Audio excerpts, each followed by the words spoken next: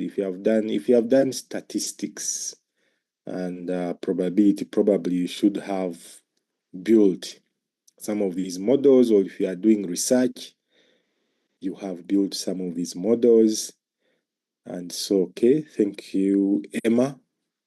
You have done linear regression. Yes, that's wonderful. Anyone else?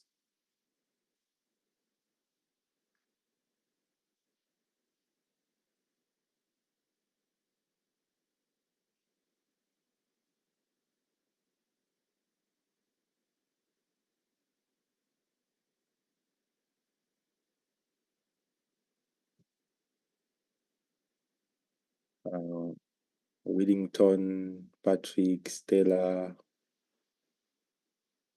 Joshua. Have you guys built models? Okay, Wellington says not as such. Not as such is an interesting answer. Okay, Excel analysis. Yes, you can still build models using Excel, and Patrick says yes. Okay, at least you guys have an idea. And so maybe now yes, Joshua asking what are we saying? You guys could try to explain. But the idea here is when you built those models, what happened? Where did you put them? Did you use them? Well, actually, when you build a model, what really happens? How is the information stored? If you want to unmute and say something, please do. So you build a model, then how do you use it? Or when you build, what does it store? What does it keep? Mm,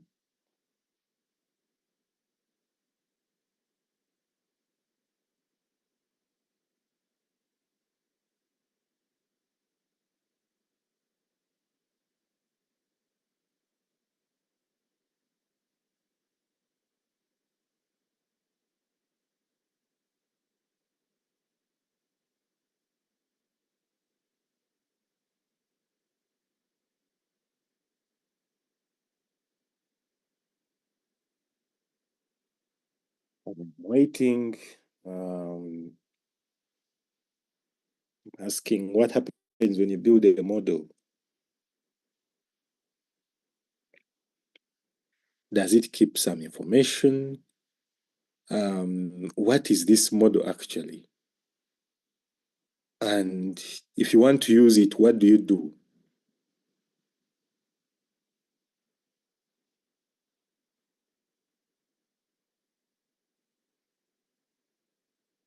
Mm,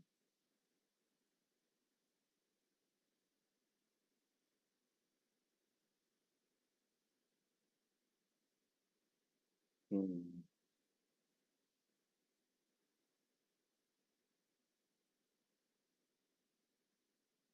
mm,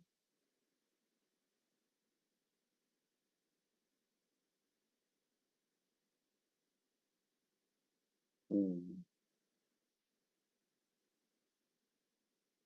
mm,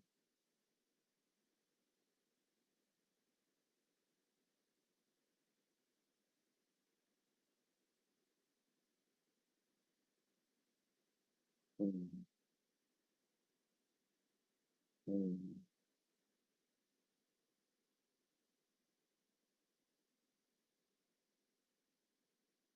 mm,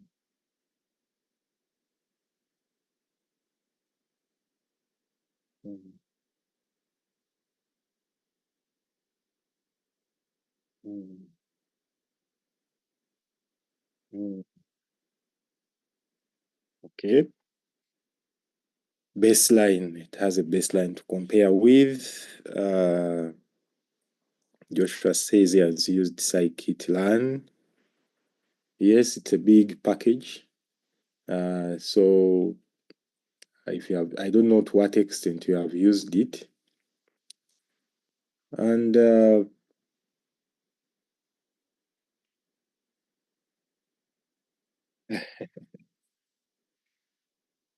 okay. So The other maybe inquiry I could also have is what was your model trying to do?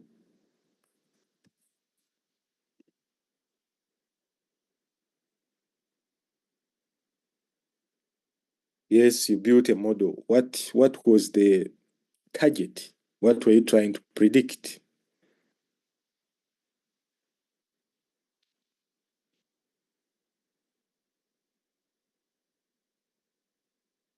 Oh, hello. Yes, please. Go ahead. Sorry. I wasn't hearing. I just noticed that the lecture had actually started. I was seeing the presentation but not hearing. So pardon on the question. So first I asked whether you had built a linear model or so, sort of statistical machine learning model. And then I was inquiring basically what happens when you build that model. Oh, okay. I was trying to deal with a diabetes prediction model. And basically, my target was the outcome variable, trying to indicate where the person would have diabetes 1, type 1, or type 2. And I was predicting the likelihood of diabetes based on features like glucose level, BMI, age, and level of insulin resistance. Okay, so what is this model then? So you build and then what happens? Where does it store something? Like what happens? So the model was I was just trying to experiment with scikit-learn. So I was trying to experiment with scikit-learn. Okay. Thank you, Joshua. Anyone else wants to tell us what they were trying to do?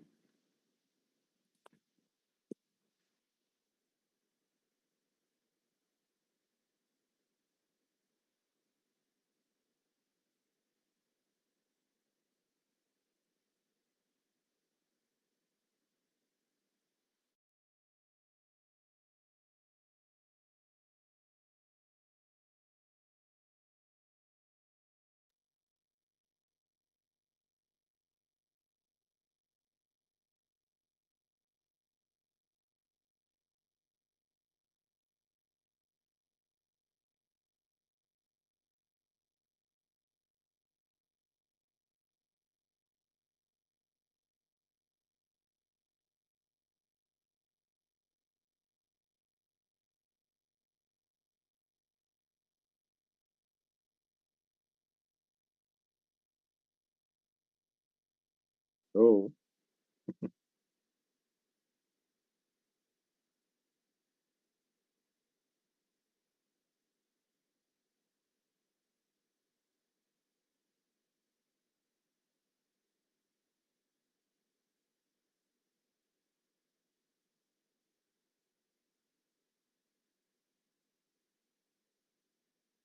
anyway,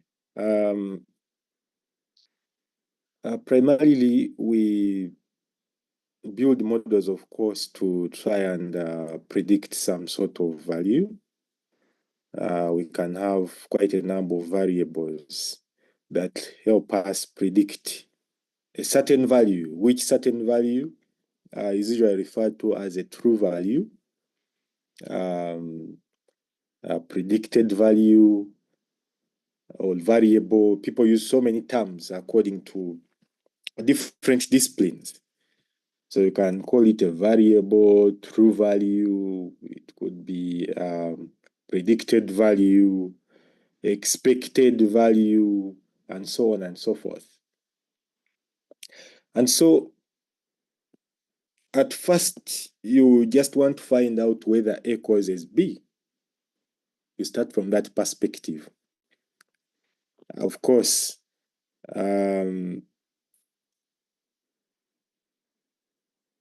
there could be one case that causes some, let's say, disease, or there could be many cases. And So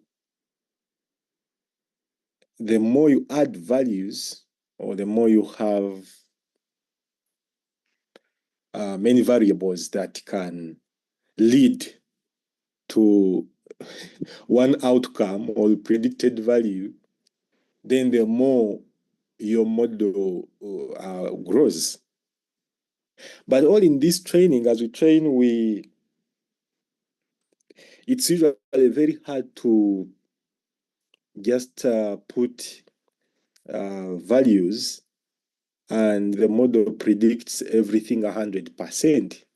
That is okay. I want to see or predict whether bad weather can cause HIV.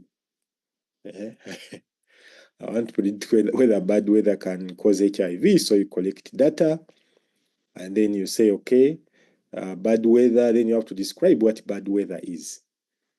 Well, you could just choose to say, okay, for me, bad weather is just any temperatures above 20. That's bad weather. So you collect those values for different days.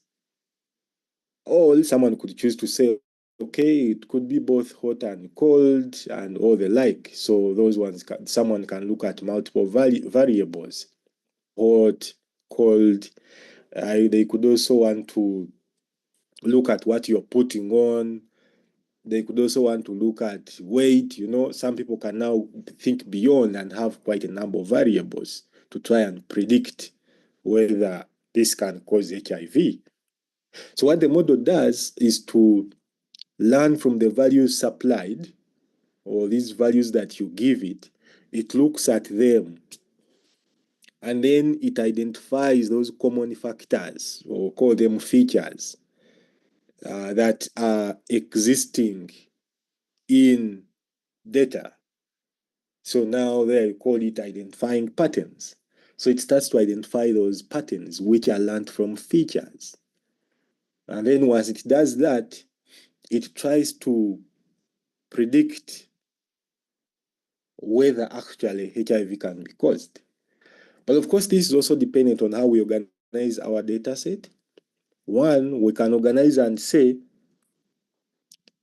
for value 20 and above, we say yes. We give some sort of label. We say yes, meaning this will cause HIV. For values lower, we say no, this will not cause HIV. So what the model will do is each time it finds the values and finds a yes, it learns that whenever these values are existing, this is a yes. If they are not existing, or if it's lower, then this is a no. And basically, those are primarily where the features come from. And once it learns that, all in the process of learning, it keeps bundling things together.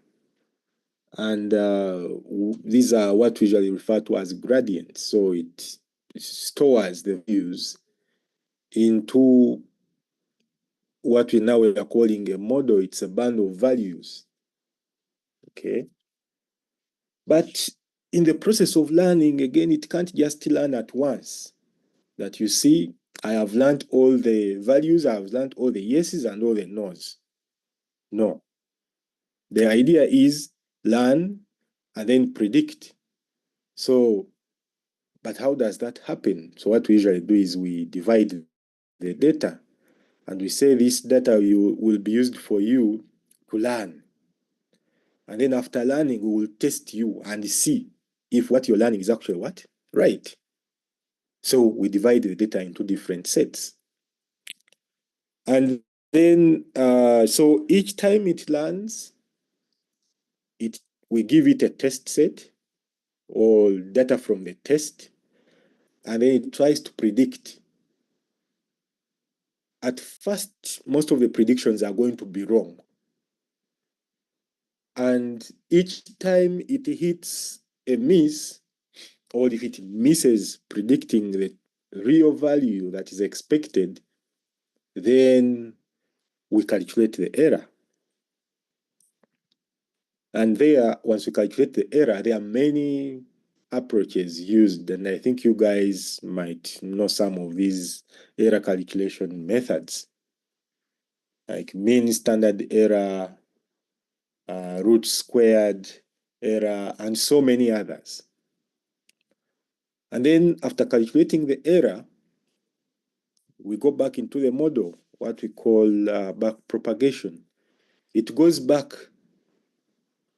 to how it was learning, and then it learns again. Now it tries to change a few things. There are quite a number of items that are added in there: dropout, gradient descent, calculation, and so on and so forth. If you go deep into the planning there and the like. But I'm just giving a simple overview. I don't want to confuse you or go as crazy. Yeah, and then so it learns again and tries to predict again using a test set. Then if it tries to hit an answer or prediction basically means you're looking at probability. That, hey, from what I've learned and what I'm trying to predict, I am like 90% sure. Well, this is the value. Oh, if you're 99% sure that is the value, then that's wonderful. You've at least predicted. You are very close to the answer. And then sometimes it's okay, among all the values I've learned and I've predicted 6 values, and I've assigned probabilities to each of the values, uh, saying that for value A, the probability of it being the right answer is 10%, value B, the probability of it being the right answer is 20%, and so on and so forth. And then we'll pick the best answer from all these probabilities. And then we'll say, okay, this is what you have predicted. Well, again, if the prediction is wrong, it will go back and learn, then predict again, learn, predict until it gets up to a certain level. In all these processes, we calculate both the prediction of the true value, but also we calculate the loss. And this loss, or call it the error, guides us on deciding when to stop training the model. So the error should always be going down, and now the prediction should always be going up. But then how do we evaluate the prediction? Now we have some metrics that we use to predict that.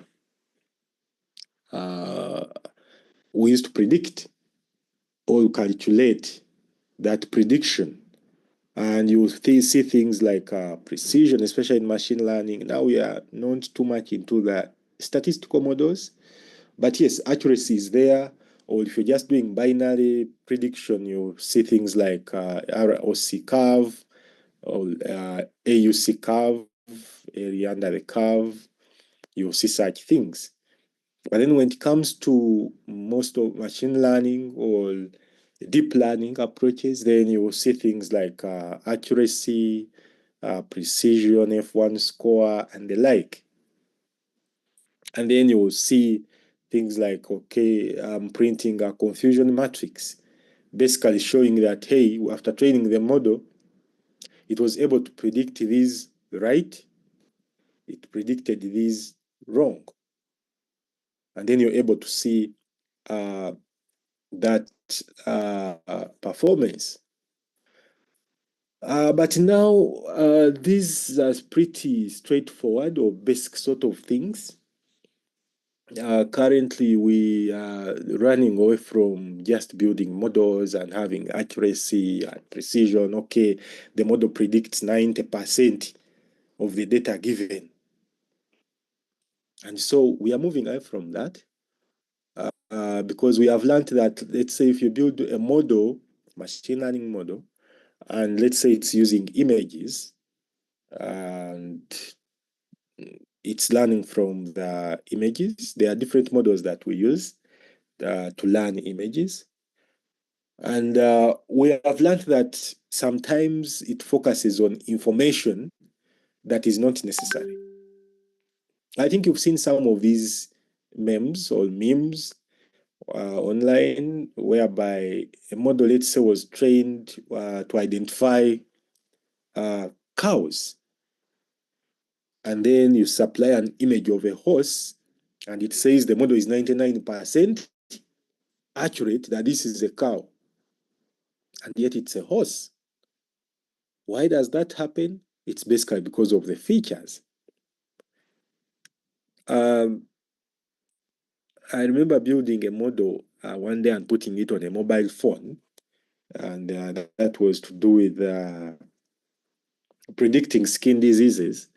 And of course, one of the things that surprised me is during the time of testing, so we're testing it in different countries, some developed countries and some developing countries. But it was meant for the black race. Uh, excuse me.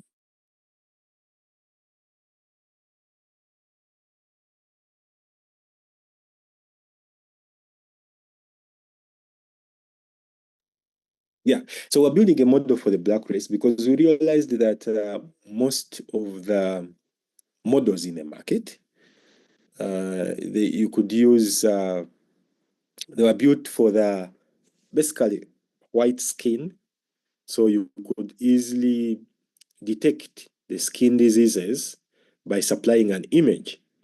But then when it came to the black skin, it was hard because there were no models basically trained for that.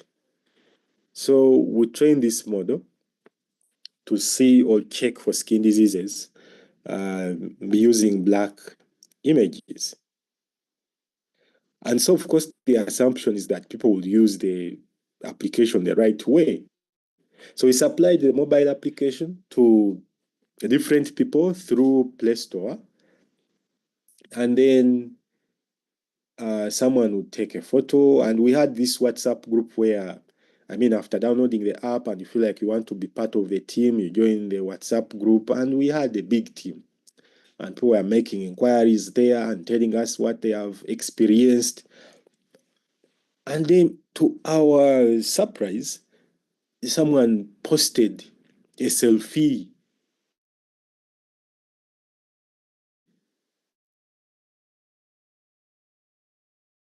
of the whole. I've tried to use your model, and the model says that 90% of my family members have, I think the disease is called eczema.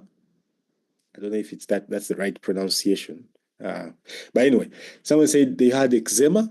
Oh, and they were like, but how can the whole family have eczema? And we're like, okay, now this we never anticipated, because our anticipation is that someone would put like the camera close to their skin and then take a photo closer. We never expected that someone would bring a family of four, they take selfie, and they want to know whether any of them has a skin disease. And they were expecting that probably the camera would take them, even the clothes, and then we'll be able to first of all remove the layer of the cloth and then read on the skin.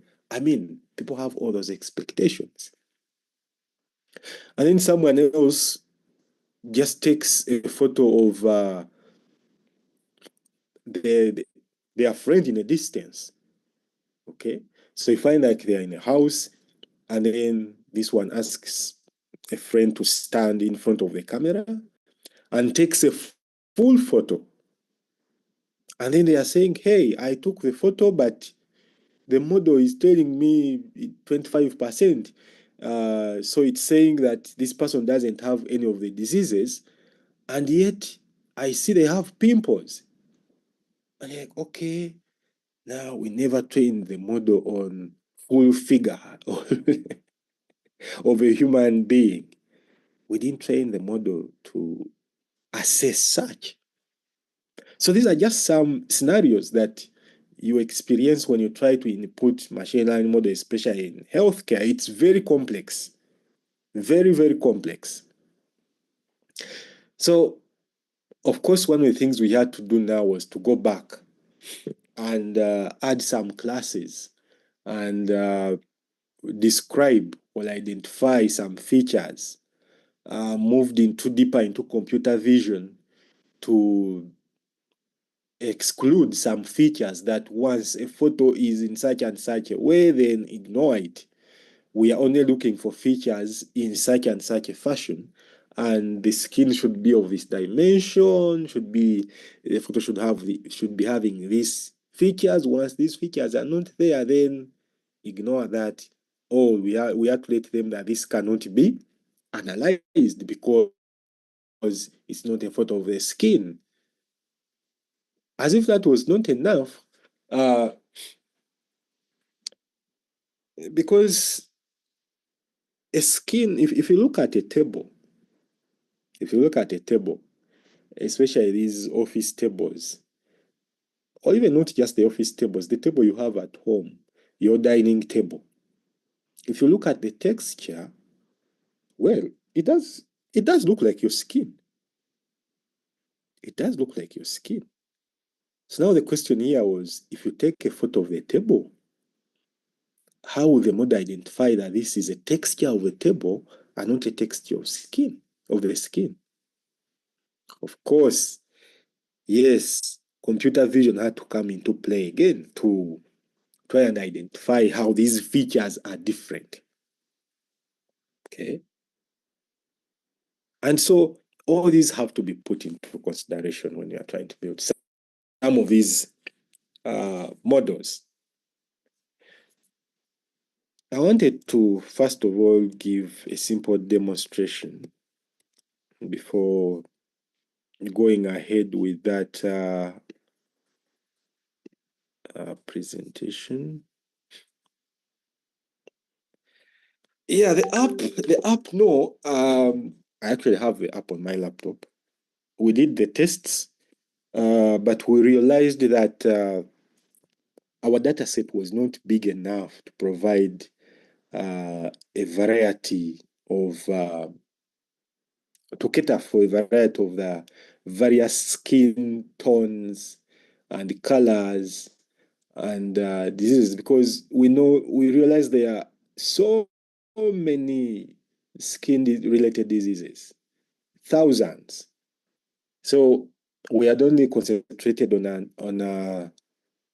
at first we had concentrated on 27 diseases, then we reduced to 7 diseases.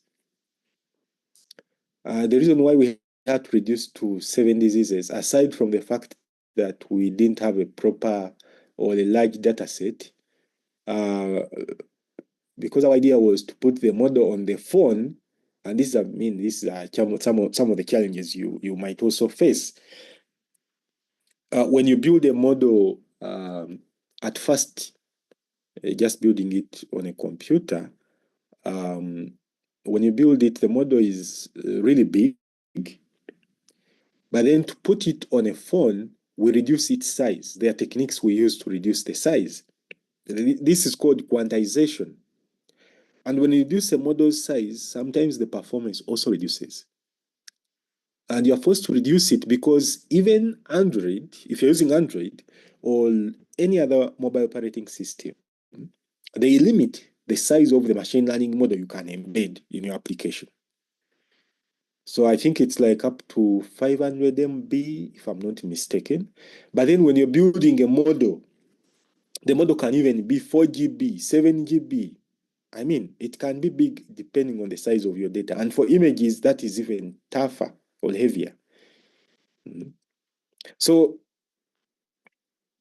we had to reduce diseases to make sure that we have a smaller model. And when the model is small, we could reduce it further such that now it can be accepted to be embedded in a mobile application. So that's why we said, okay, now let's first of all pause our model, all our application, and then go ahead to try and collect more images.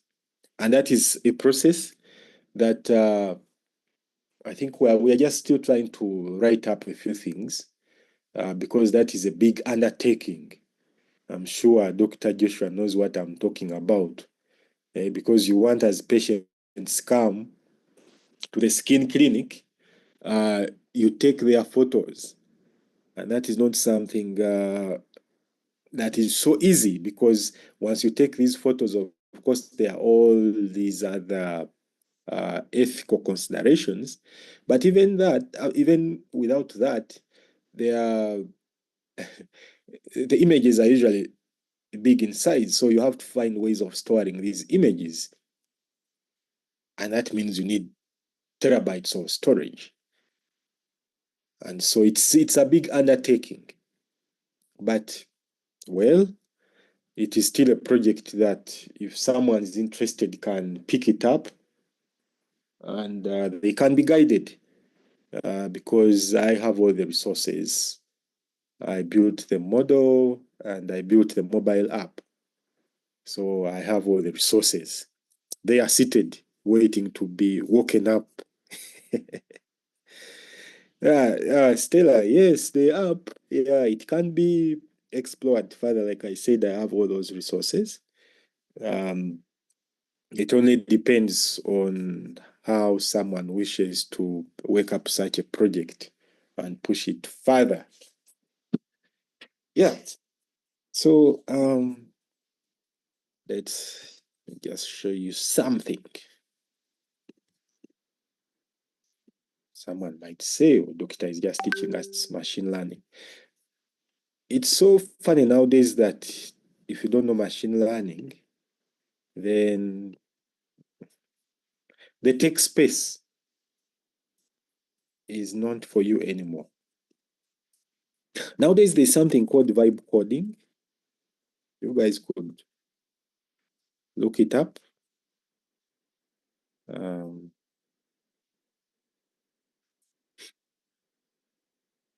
oh, looks like there's no power in Ibarra in most of the areas. But there is power at campus, by the way.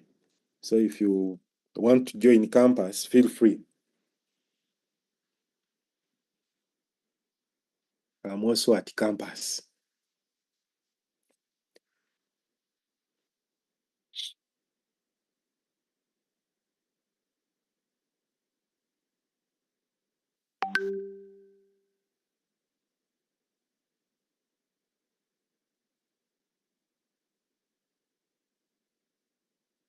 I'm going to share something very soon with you.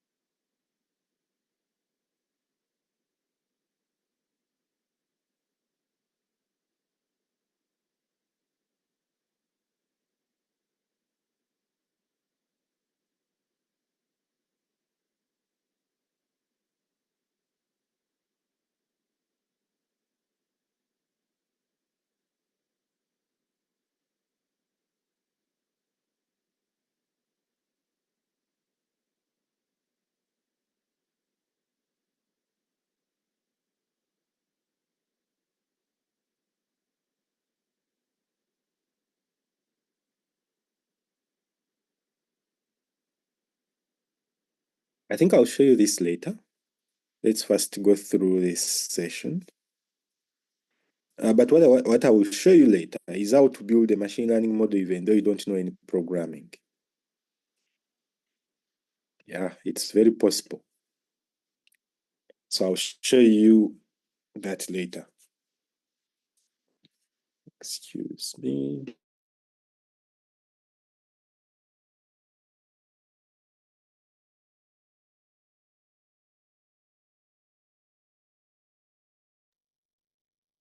Again, if you see me muted, just know that the weather is very happy with me. And I usually sit in this place during your classes. I know it's not so friendly to me, but it's okay. So forgive me whenever you see me muted, just know. So then there's a lot of confusions now in terms of the way people in the way people are using the word AI.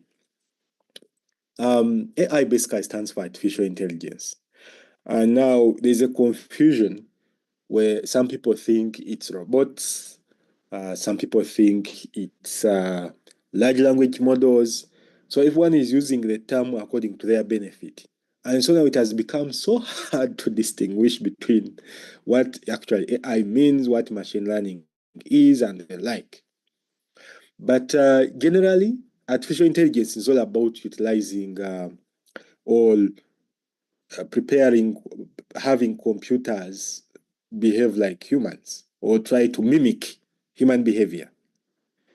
And when I say computers, it does not necessarily mean that computer in front of you. It can be a phone, it could be a model, it could be a robot, there could be machines, and so on and so forth. And that's basically artificial intelligence. And so it takes two arms, okay? The arms, one include the statistics to data science to machine learning to deep learning. That arm. Now that is an arm of visually data. And by data here, we mean you have numbers, those are numerical, you have text, and then you also have images. That is one arm. Now, the other arm is for robotics or robots. That's now another arm of AI. So there you can talk about IoT devices. You can talk about some of these autonomous devices. You've seen autonomous vehicles. Some of you have maybe driven some or sat in some of those smart vehicles, all autonomous vehicles. And so that is also another area. But now it's becoming hard for us to distinguish between the two, that is the data science machine learning arm and the robotics arm. Why? Because now both have converged. So when you talk about a smart car or self-driven vehicles, you find that they combine both capabilities. They're using all these cameras and radar to take pictures and then use computer vision maps to navigate through. They are using to identify obstacles. I mean, they're using itself. That's more of the car itself, the car model, the structure, which is not basically software or not just machine learning, but now the real robotic part of it. And then when you look at the picture I've put here, still, we have had quite a lot of models nowadays or robots that mimic human behavior. But in there, again, they have to utilize some machine learning to learn some of these behaviors and then upload the data to control the whole device, because the whole device is controlled by software. And so one of the things that has helped us in this generation for us to be able to move into. So anyway, our direction here is more into machine learning and not the hardware part of it. But well, at the end of the day, you put the software or the machine learning model on a phone, which again could turn the phone into act like a robot, only that it's not autonomous. You need to put some inputs, but it's also autonomous somehow. When you put set an alarm, somehow it's autonomous. Anyway, so because the field has been growing in terms of data, we are able to have it grow so fast. We have been collecting lots of data over time, and this data has became hard to be analyzed or used just by conventional or statistical means. The statistical approaches became a bit rigid, that we couldn't identify quite a lot of patterns in the data. So we went for machine learning. Then cloud computing or cloud-based systems came into play. Today, you store your data on Google Drive, and then they are telling you, hey, your drive is about to get full. To pay, just pay 2K, and we give you 1 TB or 5 TB. Of course, the whole idea is to hook you up, and once you start subscribing to cloud storage, then you will never stop, because your data will only keep growing. So you make a decision. You either not subscribe at all and live within your means, or you subscribe and live within those means, if at all you can afford them.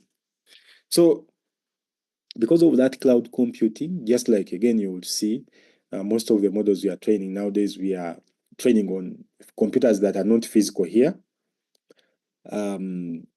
And so cloud computing has led to the increase in this journey. The reason why, again, we are not utilizing some of the computers locally here is because our normal computers, of course, cannot handle the models that we are training. And then you find that buying our own, for instance, some of these personal devices that one would need to build these models, some are costing 50 million and above, especially if you're going for very strong GPU based sort of systems or gaming systems. If you can afford a gaming laptop, then you can do machine learning. Of course, there are gaming laptops that are cheaper, 7 million, 10, 14. They are there to help you do some of these machine learning tasks, especially if you're dealing with only numbers and some text. If it's not, they're not stories. So cloud-based systems have led also to that increase. And then there are a lot of APIs or a lot of technologies that you can work with. Google is doing quite a lot. Microsoft is there releasing a lot of resources and so on. So I think involvement of virtual assistants such as the Amazon's Alexa and Google's Assistant or Google Assistant have sparked increased interest. And because I mean, someone can just have their Alexa, or I think some of you have Apple devices, you have Siri. So this alone, where you're just asking a question and then using your voice and then receiving feedback. This alone can help quite a lot. In one of the things that I'm involved in terms of this line with voice, let's see.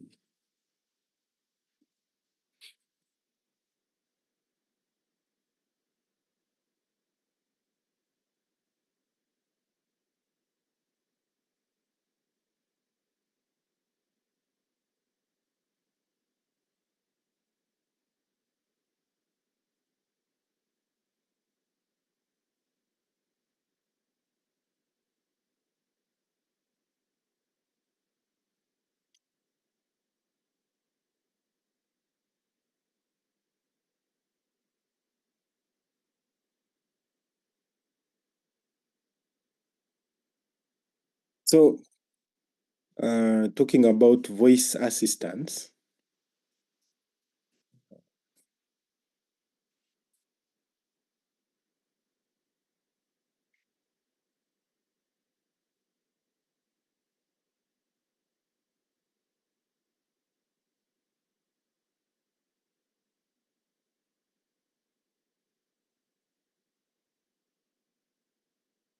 at least I'm sure I've given you guys a lot of research areas.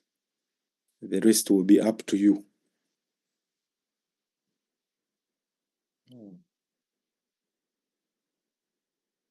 Machine. Yeah. So this is one of the undertakings that I'm involved in. Basically, what we're trying to do is collect data, both audio and text. And the idea is that once we collect that, we can be able to use it to build machine learning models. This system is live, and the kind of data we are collecting, both for Luganda. We are collecting English, Luganda, and Runyakitara or Runyankole. And I think you can see for starters here these sentences. This is in English, this is Luganda, this is Runyankole. And so we are having people from different places. For now, it's an open system, of course. Everyone can register and contribute if they want. And you can see, of course, the number of sentences we have collected so far. And some we are about to verify most of them. And the number of users we have is 156 people so far. We haven't marketed it that much, but we hope that with time we'll be able to market it further. But it is open, it's hosted, it's online. We have allowed anyone that is interested to basically contribute. We are calling it Lingo Baraza. And we are basically looking at our languages, low resource languages. There are all these communication gaps. I mean, you find I'm a medical doctor, I can speak English, the patient speaks only Runyankole. Of course, you're forced to learn the language, or you have someone to interpret for you. Those scenarios are there, but would wish to try and bridge that gap. Someone can speak their local language, and even though someone is a foreigner, can understand through a system by interpreting these languages. But for us, I mean, at that level, we need to train machine learning models or AI models to understand the language first. Then we put them in between, and then someone is able to have this communication back and forth. So local languages capable of performing various tasks, and we are trying to extend those benefits of natural language processing.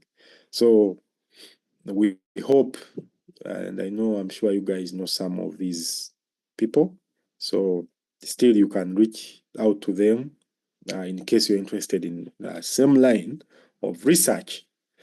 So if you don't mind, when you get time, please go and contribute some sentences. It's both audio and text.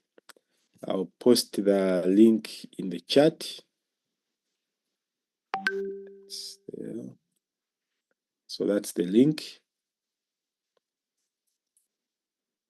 in the chat. So feel free to visit that platform. So that came up as a result of Amazon Alexa or Alexa, and then so many other AI tools or that you can add or incorporate to improve your home. And of course, they are designed very well that they will fit in your sitting room and add some beauty. Those ergonomics have been thought about. So, so this Alexa and Google Assistant have become they have become so common nowadays, especially in some of those other countries. I've not only visited a few homes locally here that have some of these devices. Anyway, cloud computing has also made it, well, we talked about cloud computing. And here are just some sample papers of what people are trying to do with especially natural language processing. Of course, natural language processing is all about processing language, and that language can be English or any other language. The Runyankole you speak, the Luganda you speak, the Swahili you know, and so many other languages. That's basically natural language. So we use your natural language or mother tongue to communicate to the computer, and then the computer is able to process and understand that language. So here in this research, I think one of the things the research, what they were trying to do is they supplied 2,000 knee MRI reports from the hospital. Of course, they had, I think they were labeled. Let me see.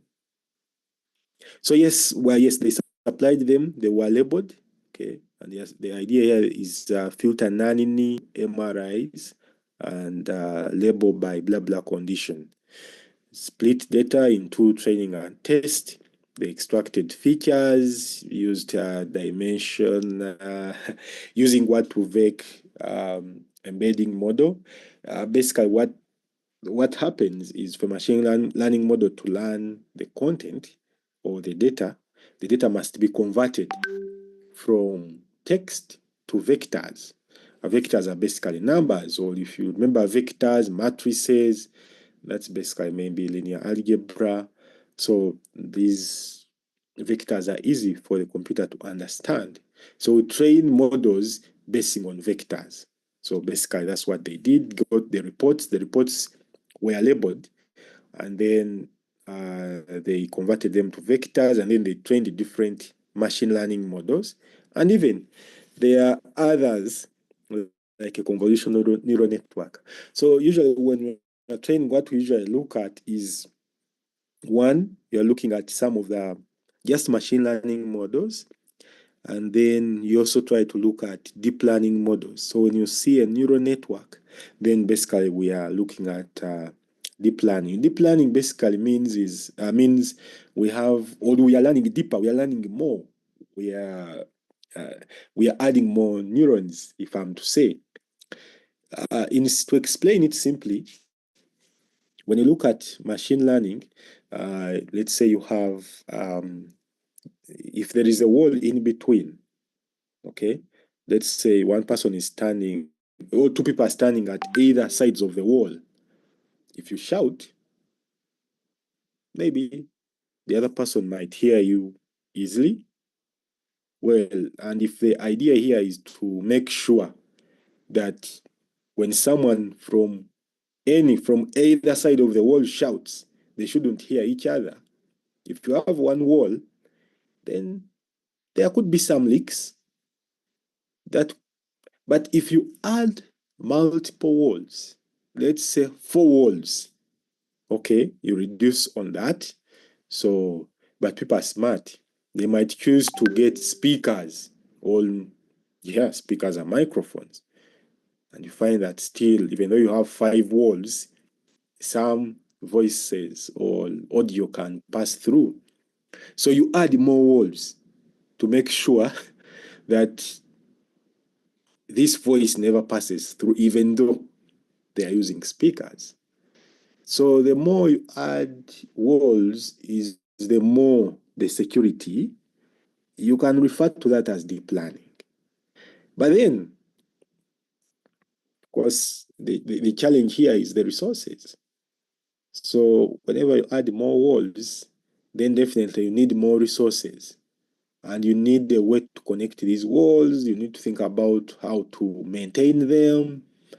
You need more space, you know? So that's what makes deep learning a bit tough, because you need more resources. And but then if you're just dealing with machine learning where you have 1 or 2 walls, okay, you don't need a lot of resources. And it can also work. Of course, also, if you take these 2 people to big data, that means when you're using machine learning, you're using even less data. But you're also not learning quite a lot. So imagine if instead of having 2 people, okay, you have 2 walls, and the 2 walls are working for you because you have 2 people, that is less data. What if these people increase on either sides and you have like 300 people shouting at the same time and you have only 2 walls? What will happen? The wall will almost become useless. And now in machine learning, you will hear terms like overfitting or underfitting. So the data is simply not enough for the model to learn from. It is overtaking the model itself. The model can't handle the data. But then when you add more walls, then definitely that means you can still lock out the 300 people on either sides. And so that's all about, that's basically how we train models for machine learning and deep learning.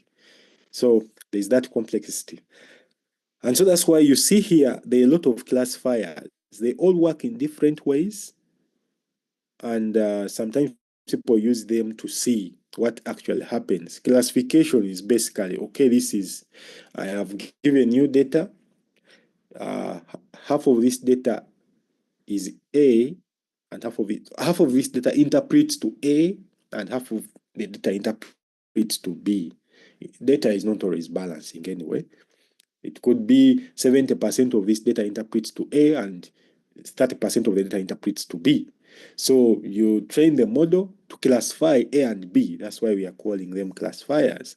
And we're using these metrics to evaluate the performance of the model. Okay, accuracy 93%, 91, blah, blah. And then we say, oh, you see, this model performed better than all the other models. Then we also look at these metrics because sometimes you have the main one is accuracy, but also these can be looked at. But I think from this perspective here, this research, this model performed better throughout all the metrics that were used. And then here they were trying to show, okay, if I use 100, I don't know if there are data points or so, but from the data set, if I use 100, how will the performance be? That's showing that, okay, if you put 100, all, I think the data set was like, they put the value here. Yeah. But anyway, the data set was basically 500 records. So if they train the models on only 100 records, this is the performance. Okay, this one, which is linear support vector, blah, blah, in red, the performance is almost 0. Then when they move to use this second model, the performance is that. So, and like that. And then when they increase the data set, this model still nothing is happening. Because this model, that means this model basically is more complex. And this data is still too small for it. And then when they increase to 300, you can see it picks up as well. And also the other models. But these top models here, for them, their performance is not so sharp. So this graph, to me, what it would imply is that this model, the linear, if I could give it even more than 500 records, because now we don't know. You see, this graph shows that the model is still learning. We haven't reached at stabilization. It hasn't stabilized. Stabilization means even if you add data, the model won't improve performance. So this one still shows that the model is still learning. So if we added more data, you could find that it's actually overtaking the rest of the world according to the way it's going. If you add more data, it's possible that it can overtake all these other models. And the performance would actually be better. With F1 scores, all these evaluations, you can check, you can see. So basically, this is just one of those papers. And I think the idea here, they are saying okay. So the project aims build a system that processes knee MRI reports produced blah, blah, blah, to diagnose knee conditions with good precision and recall. They are saying they apply different NLP to classify whether reports reflect an abnormality of the interior, blah, blah. So they were just checking whether it's abnormal or not. But they were basing on reports. That is text, not images. So just to aid in diagnosis. This is research, and you can still do the same. There are many reports in hospitals that you can actually employ almost a similar technique without going through other crazy things. Then there was this one. I think this one was looking at clustering, and there were clustering papers because I think they were saying that most times doctors find it hard to be abreast with the latest literature in specific areas. You guys can also take up this, by the way, because the problem is still existing. Most times also, I know doctors also read a lot. Sometimes they experience a condition they are diagnosing, they have some knowledge, but they need more to make a proper decision. So of course you find some of them consulting others or going online to read and checking out the latest research and how this is being diagnosed. But then the literature is simply too much. you can't trust one source. Even ChatGPT, you can't trust it based on just one source. So you want to reference many sources. And it would be better if you look at maybe published papers or published work or researched work or work published by those top journals in your specific area. For instance, there is Lancet. It has a very big scientific data set. I mean scientific database. So if someone could get those publications and then try to map out and then cluster. You see these different colors just are clusters of related of papers in the same area. Okay. And so if you're able to do this sort of classification, then whenever someone asks, let's say this classification here in blue is about skin diseases, and it's about okay. Most of the names have gone.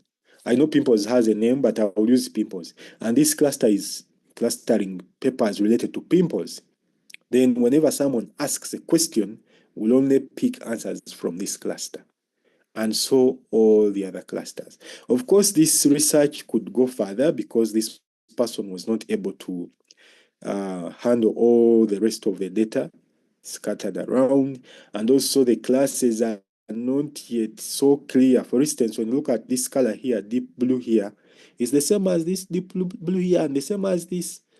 So I think there was some need to merge or maybe try to drop out some variables or check the different features.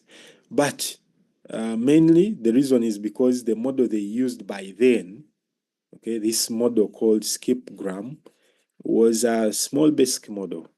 But now we have better models that if they did this research again, they would be able to air out these challenges and have data clustered properly. Clustering means that the model looks at information with similar characteristics. For instance, when you download the paper, first what we do is to identify the key terms. There are techniques in natural language processing we use. We identify key terms, or we can first identify topics. Okay, key topics. Or we can identify the common words, okay, in the paper.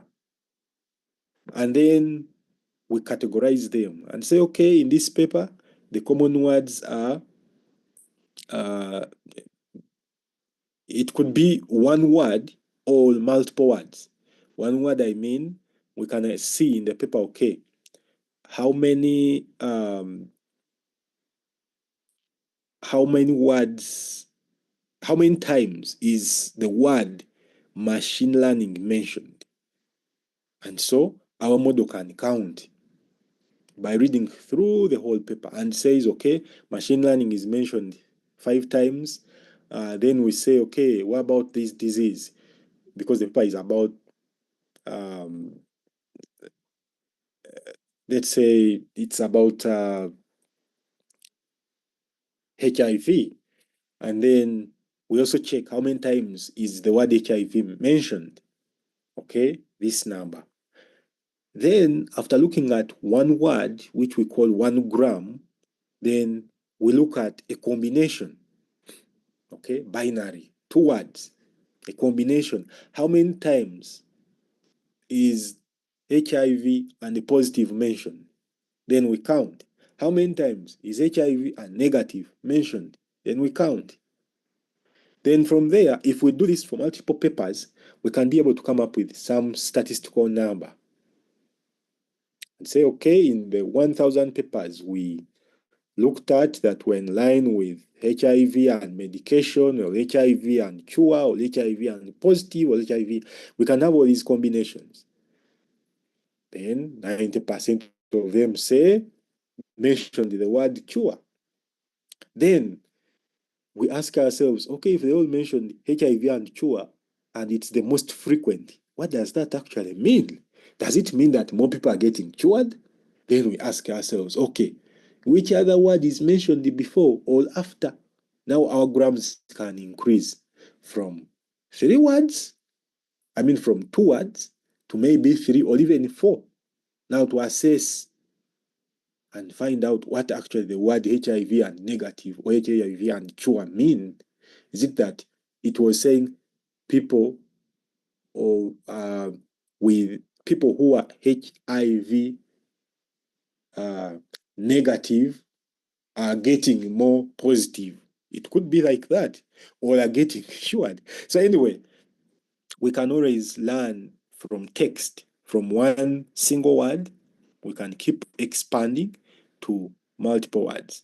So what some of these models are designed to do is that once you give it an input word, okay, then it bases on what it knows to try and complete, okay, or predict.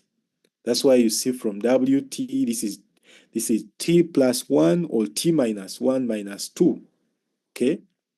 So it can predict either the prior word or the post word. Okay? So if you give it a word like doctor, then it can try to predict based on what it was, the text, the content it was trained on. And then it could be, maybe before, it could say the doctor or our doctor.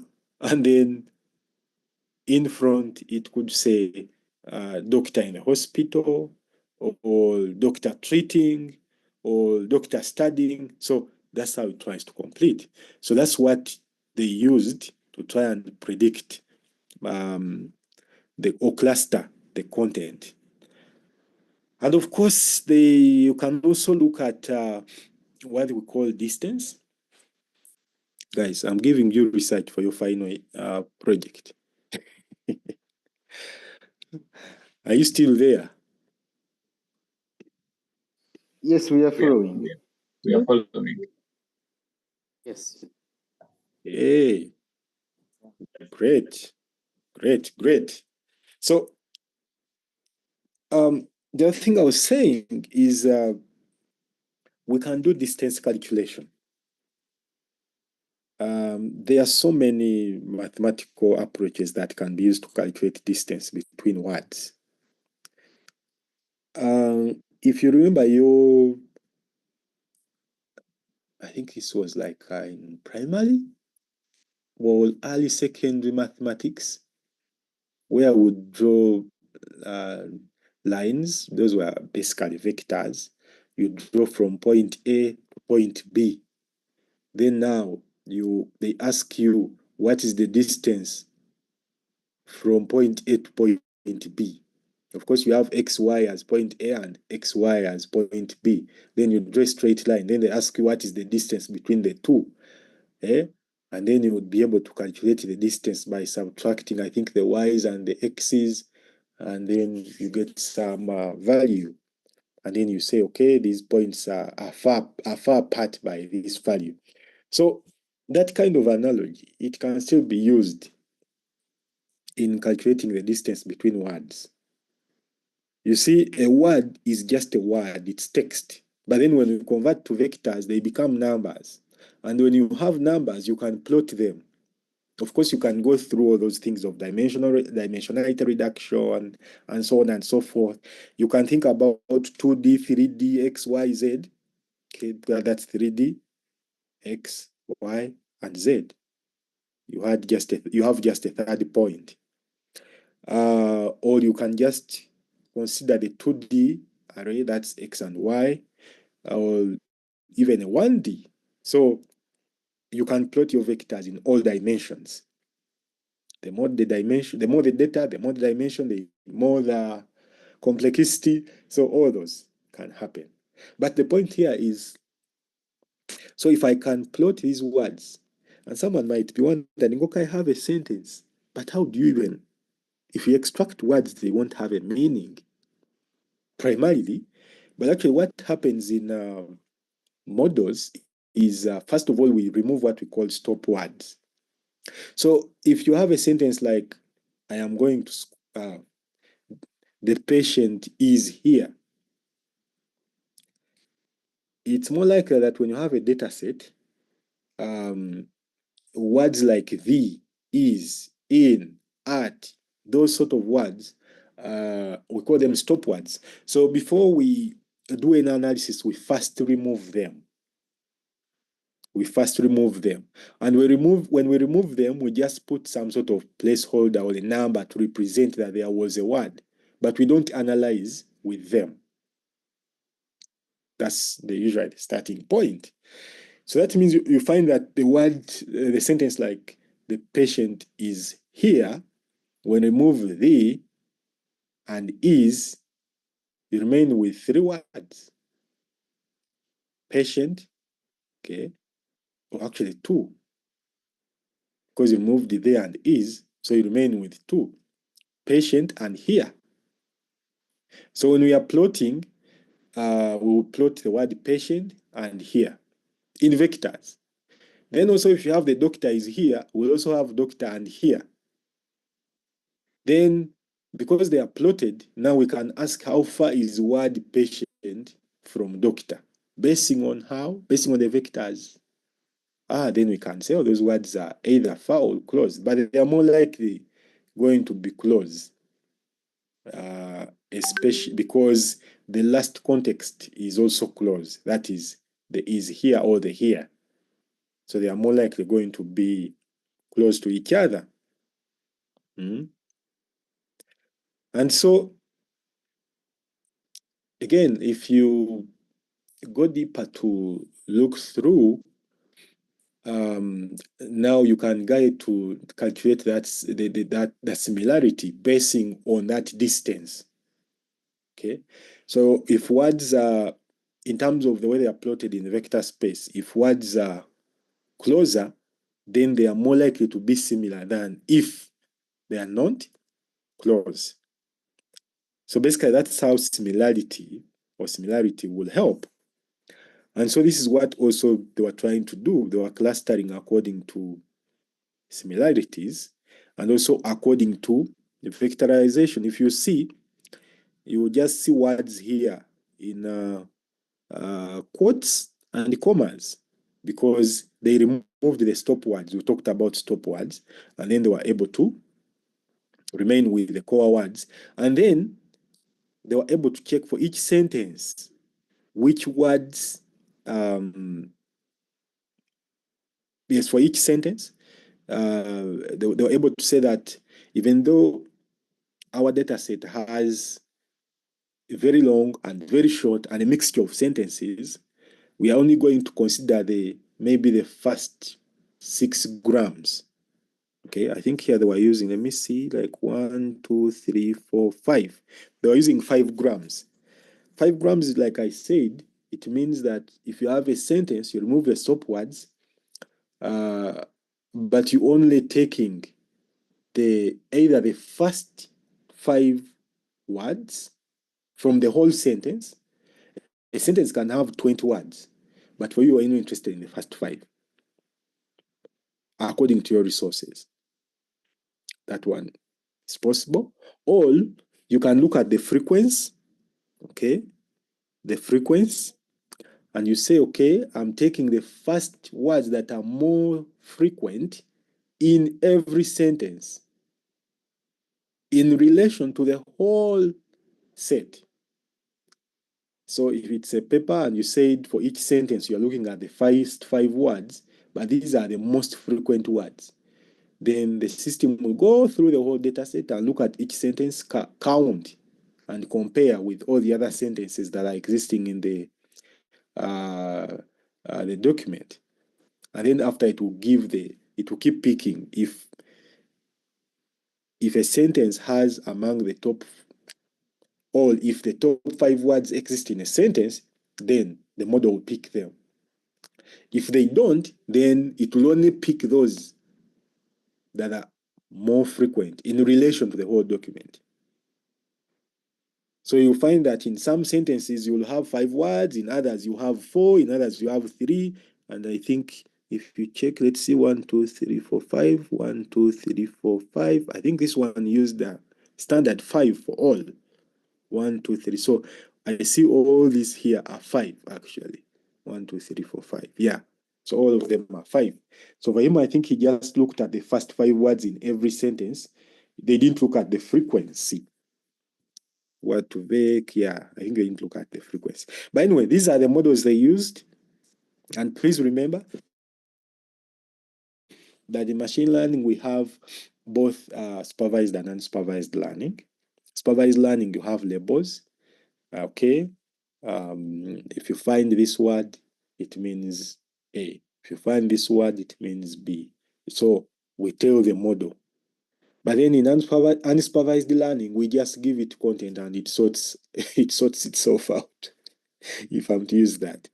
So there are models like the K nearest neighbor model. Some of you already know this model. The K basically is a value. So we suggest a value based on the vectors, and we say that every word you find whose value is close to this value supplied, put it in that same cluster. So it will get text, convert it to vectors, then look at the vectors and what you have given it, and then it will pick those that are near to that value and cluster them together, and so on and so forth. There are many other techniques that can be used to expand that. So that's why those are clusters. Oh, spent a lot of time explaining this simple paper. So there are so many other ways in which you can still identify different topics in this line. And so aside from only utilizing text, you can also utilize images. You can utilize audio. By the way, even audio is there to do all that is needed. Yeah, so there's also another example here, and this one, because the first ones we saw, people didn't build models, okay? They didn't build models to embed them into a mobile application. They just they basically built models, and they were being used probably on the web, but not in mobile apps. But this other example here, this example here basically looked at all that.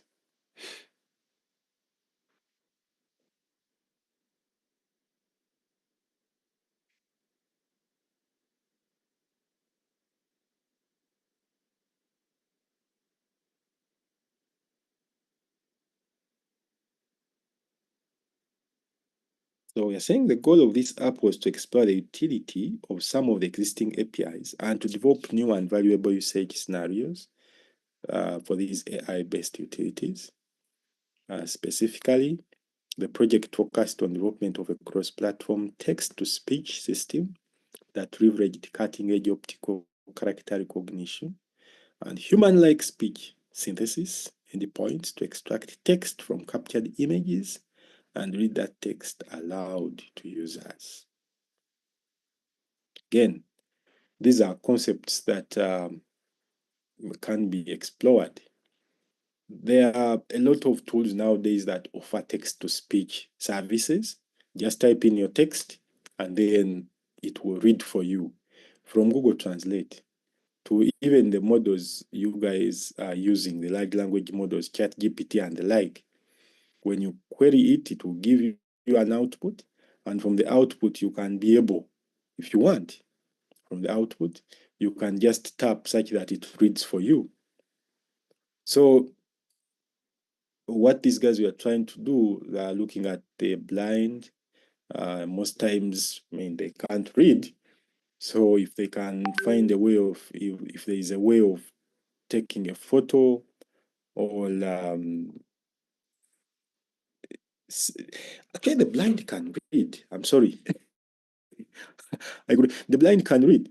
If you guys have seen, you see most of these when you go to your keyboard on your computer, if you have those tones, okay, as you type, each button that you press produces a different type of tone.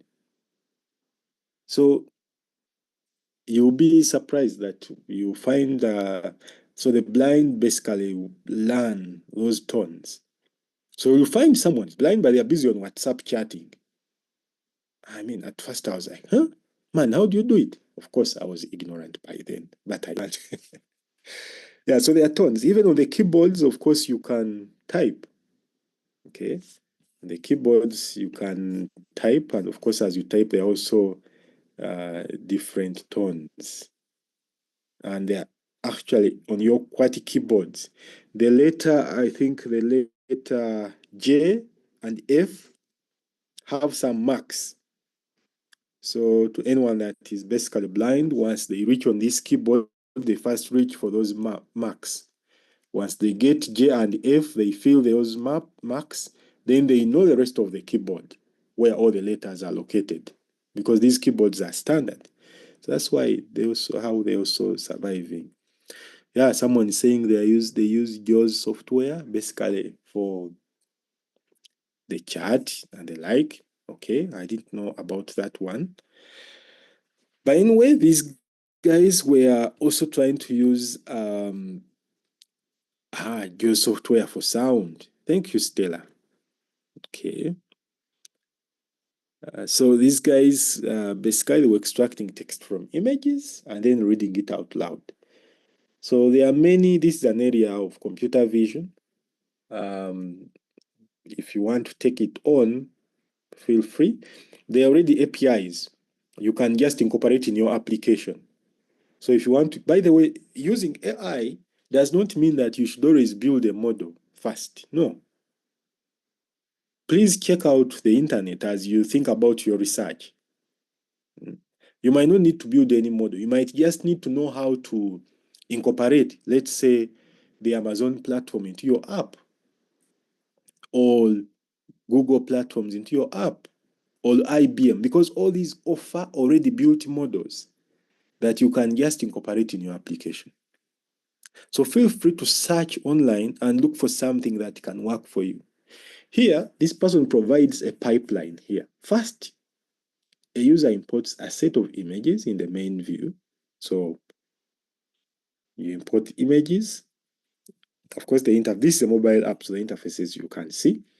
Then these images are processed and sent to the Azure Computer Vision OCR endpoint. Now you see this is Azure. Okay, it's online. So this one is not actually, they don't have to build this computer vision, because what they want to do is to recognize characters in the images, or identify characters in the images.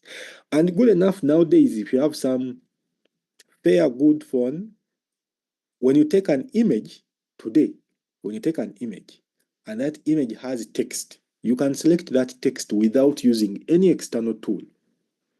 So that means on your phone, someone can take you can utilize the APIs that are already there in Android, and then you take a photo and then use the API to extract the text from the image. So that is happening nowadays. But then here they have to process online using Azure.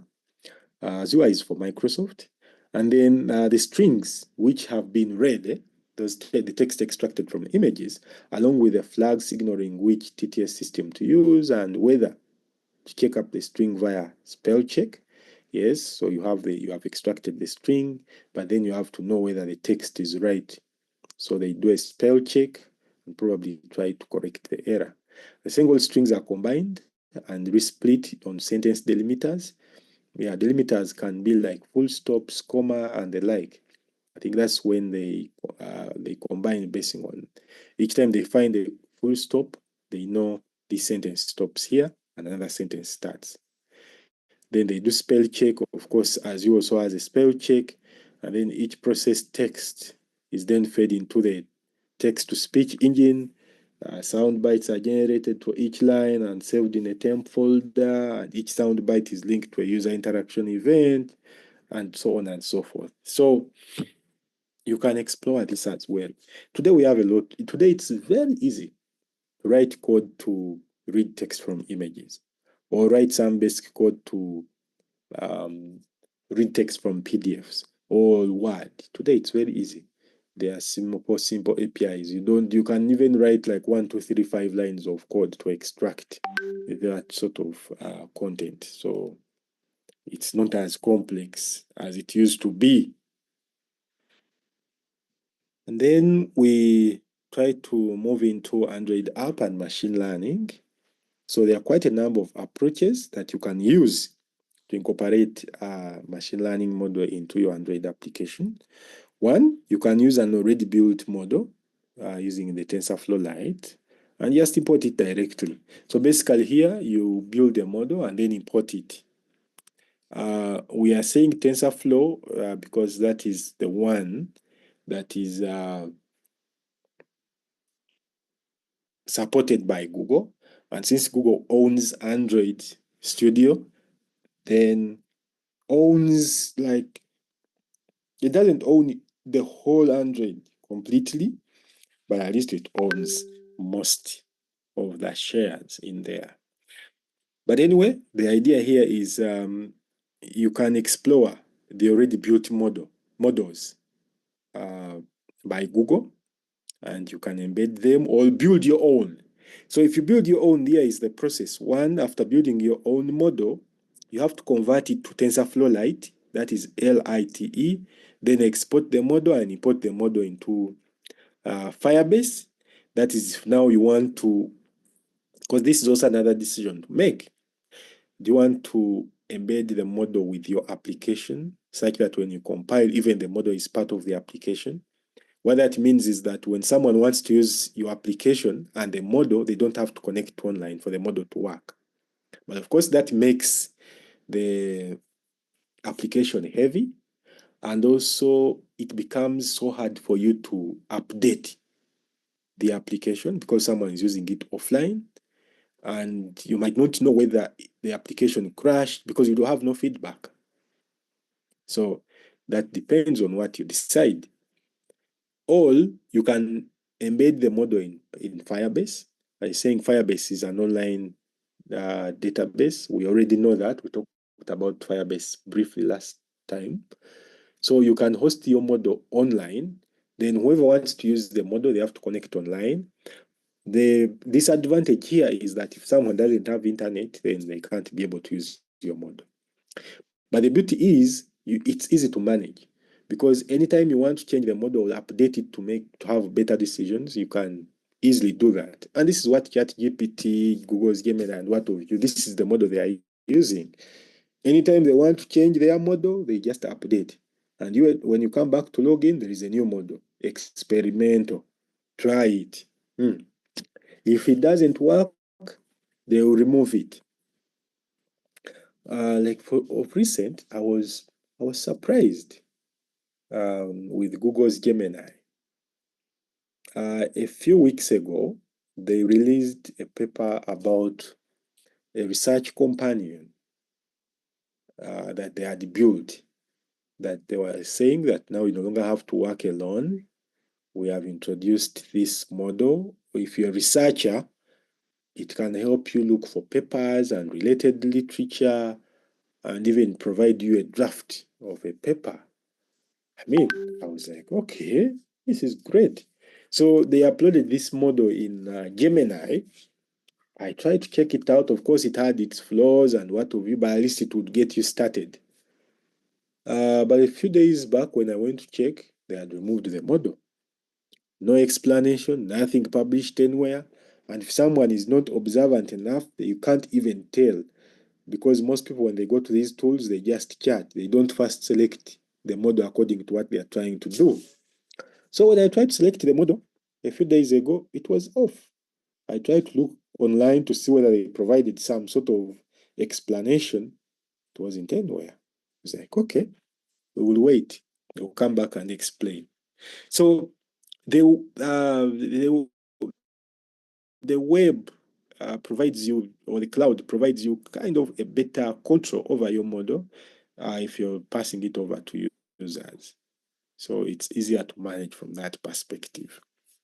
Or you can build your model within Android application. I've provided these links I think you guys will pass through them in case you need to learn more. So we've talked about, yes, we talked about TensorFlow. Okay. You build a model, convert it to TensorFlow Lite, and then you're able to embed it in your application. Remember, TensorFlow is a platform that can be, it's an API, if I'm to say, it's an API, basically, that is used to build machine learning models, and it is maintained by Google. TensorFlow is basically maintained and owned by Google. But then there are alternatives in case someone doesn't want to use TensorFlow. They can use Core ML. We are saying this is the Apple version of TensorFlow. As you know, these ones are always competing. Saying Core ML provides some models for common machine learning tasks such as recognition and detection. It's an iOS-only alternative to TensorFlow Lite. Again, even TensorFlow itself provides some already built models that you can utilize in your application. Then there is PyTorch Mobile. I am a fan of PyTorch. PyTorch is good for researchers. So most of the research community, especially if you're trying to build core deep machine learning models, then you find most of the research community is using PyTorch. So we are saying PyTorch is popular machine learning framework and is used extensively in machine learning related research. PyTorch Mobile can be compared to TensorFlow Lite as it enables the conversion of PyTorch trained model to mobile optimized version, blah, blah, blah. So this one will work for both iOS and Android. So you can host the models on the cloud, and then once you host these models on the cloud, like I said, it could be Google Cloud Platform or Amazon Web Services, GCP or AWS. So you put your model there, and then you access it this side on your mobile application. That is by exposing their functionality through the REST APIs. So we are saying you can build a model and host it on any other server. So it doesn't mean that to utilize your model, you must host it through Google or Amazon. No.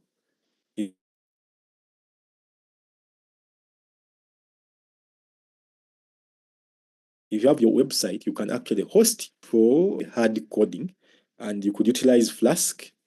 Okay. You can utilize Flask to build the web platform and then also be able to connect to your models. Okay. So you could explore that, or you can use what we call this Weka. Weka was one of the first institutions to embed machine learning models in an API. So because initially, let's say like they support vector machines and the like, initially you would write code. First, forget ChatGPT now. You know, we have to give respect to people who have studied without ChatGPT. The idea here is you would build everything from scratch. And these are just mathematical formulas. So you would keep building those formulas from scratch to come up with a model. But then what Weka did was to get these formulas and embed these models such that you would just call the model, select the model, and then you train. The rest will happen in the background. You didn't have to struggle. So I think it was among the first one to do that. And so saying it was developed for eye detection. The system was developed for eye detection of ovarian cancer and cervical cancer of a patient and to recommend. So this is just an example. An example here, I think this is a GitHub project that they built for detection of early cancer and early detection of ovarian cancer and cervical cancer of a patient and to recommend when to approach nearby doctors for treatment. So if you want, you could still look at this Android application. It already has the machine learning model. It's just an example of how things work. You could download it, try to run it and see, look at the code, see how they embedded these components if your research is kind of related to this sort of binary classification. And then you will be able to learn from there. But then also we have the neural network API on Android, because I mean you have seen that almost everything you have been trying to do, you need some sort of API, or you need to import something, you need to extend some class in Android. So there is a whole class called the neural network class in Android, or call it an API, that was built to incorporate machine learning into the Android application. Okay, and so it provides what we call a base layer of functionality for higher level machine learning frameworks. So it allows you to be able to incorporate TensorFlow or Caffe2 and build these neural networks. And so this API is available. So if you have Android 8 and above, then you can run machine learning models.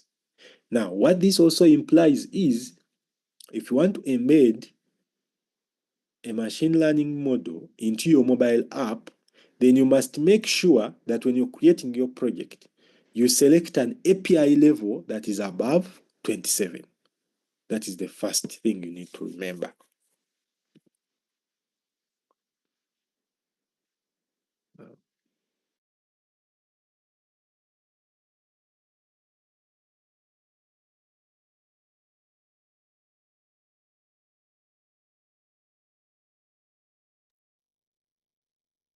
But then what does this imply? What can be done? We are talking about this neural network. What can we do on Android? So we are saying that with Android here, the neural network supports inferencing. Okay, that is when you supply, let's say, data. The data goes to the model, and then the model interprets it and makes a decision and gives you feedback. That's by applying from Android devices previously trained developer-defined models. What can you do? You can classify images. Okay, this image is mine. This is not mine. These images are of, you could even use pap smear images if possible, or eye images, or skin images, or X-ray images. All this is classification. You're trying to identify whether one is affected or not, or even these cancerous cells, you're trying to identify whether it's benign or not. So all those classification approaches. And then you can also predict user behavior. If you supply some text, how will people respond? So you can try to predict that based on what they input, or you can select appropriate, and you're saying as selecting appropriate responses to a search query. You're saying on device inferencing, there are many there are many advantages. Like I've said before, when you're on device means if your model is embedded in your application and your application is installed on a phone with a model. So that means your device hosts the model, which we are calling on-device inferencing. So the advantages, one is latency. You don't need to send a request over a network connection first because it's not online.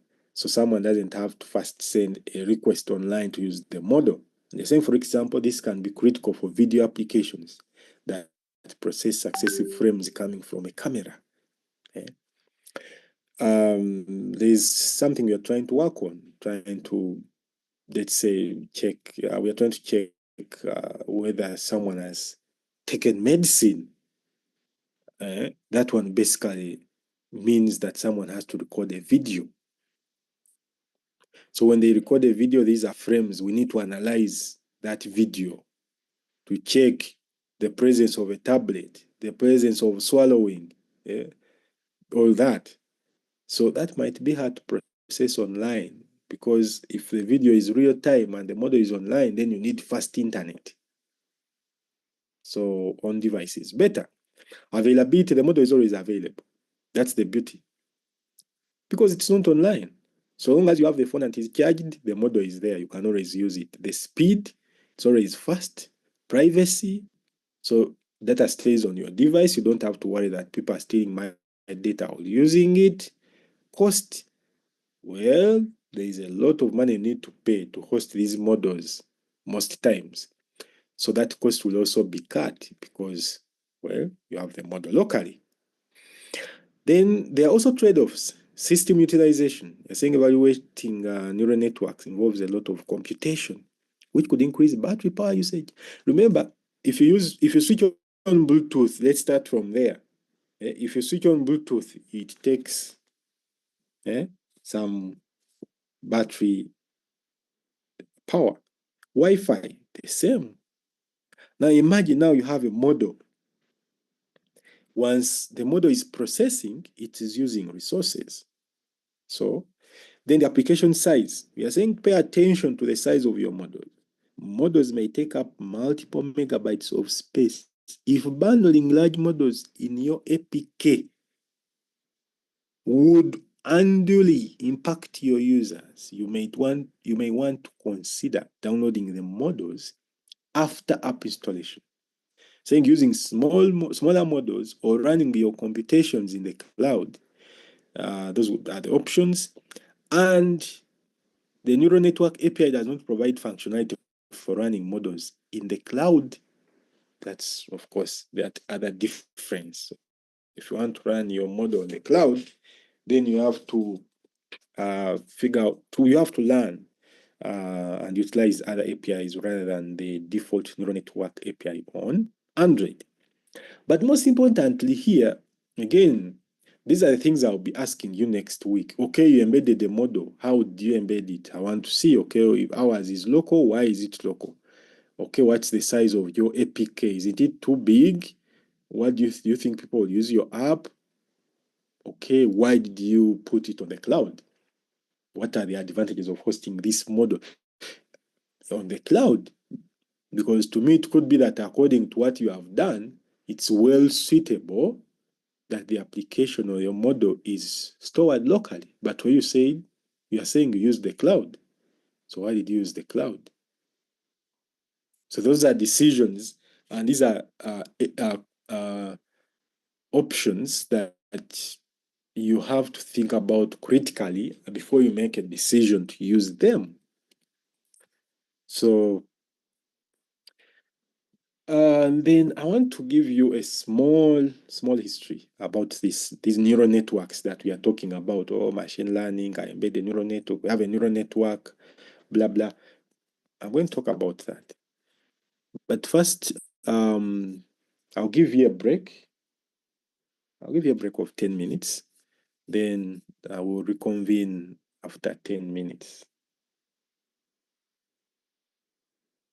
So see you at see you at 11:17.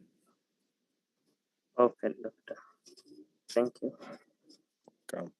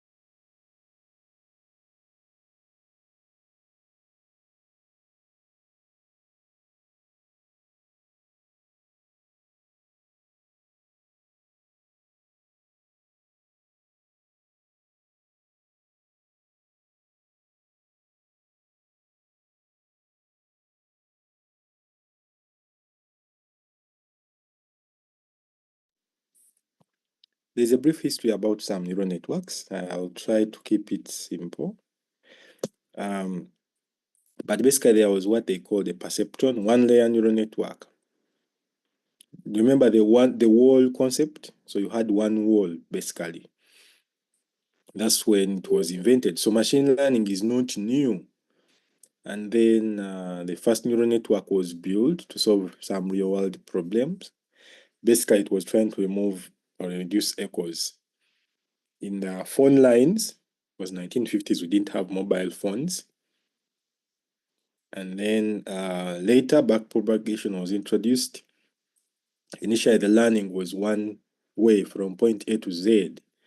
And if the model didn't predict right? Then that's it. And then we moved into oh, excuse me.